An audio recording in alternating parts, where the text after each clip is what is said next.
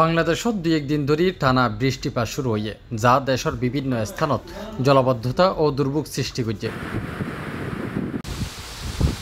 বিশেষ করে চট্টগ্রাম ও পার্বত্য অঞ্চলগুলোর মধ্যে ভারী বর্ষণ রেকর্ড করার, তবে এই অবস্থার মধ্যেও আপাতত কোনো বড় ধরনের বন্যার আশঙ্কা নাই বলে জানিয়ে বাংলাদেশ পানি উন্নয়ন বোর্ডের বন্যা পূর্বাভাস ও সতর্কীকরণ কেন্দ্র।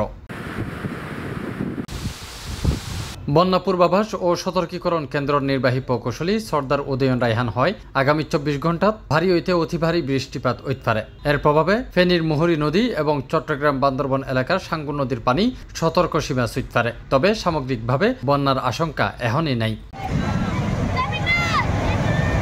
আবহাওয়া অধিদপ্তরের তথ্য অনুযায়ী চট্টগ্রাম, কক্সবাজার, রাঙ্গামাটি, খাগড়াছড়ি ও বান্দরবন জেলাত ভারী বর্ষণ অব্যাহত আছে। এসব অঞ্চলত পাহাড় ধসের আশঙ্কাও উড়াইদন নজার।